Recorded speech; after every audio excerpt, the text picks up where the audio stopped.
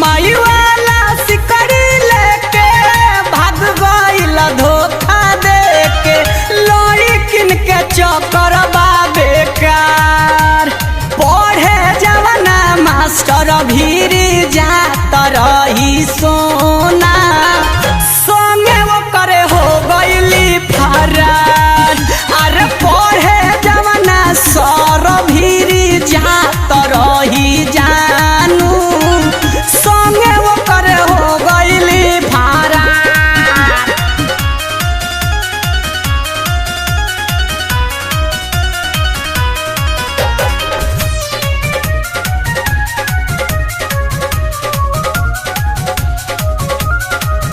पैसा हमार पानी नियन उ बहवाला से अरे खारा चकर वाला सरे हमारा के गइल कंगाल।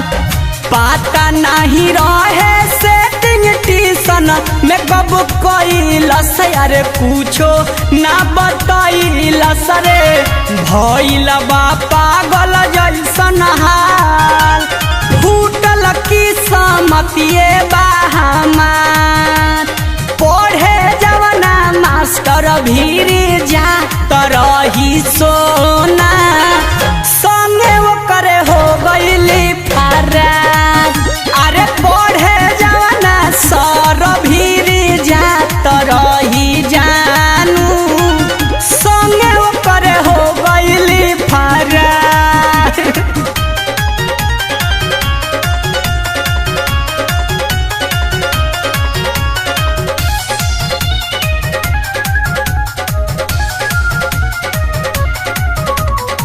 लइकिन के जात पा भरोसा झूठे कइनी अरे सब कुछ लुटाइनी हो साजा का दो करे मिलल बाटे।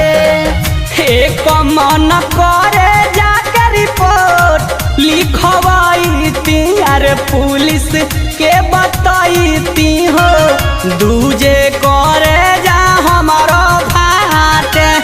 डललस शंकर चंचल में धारा पढ़े जवाना मास्टर भीरी जात रही सोना संगे वो करे हो गइली फरार।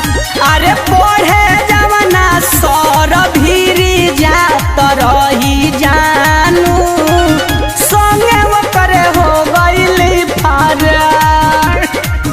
माई वाला सिकड़ी लेके भाग गइल धोखा देके लड़किन के चक्कर बा बेकार। पढ़े जवाना मास्टर भीरी जात रही सोना संगे वो करे हो गइली फरार। अरे पढ़े जवाना सर भीरी जात रही सोना संगे वो करे हो गइली फरार। बर्बाद कर देलस।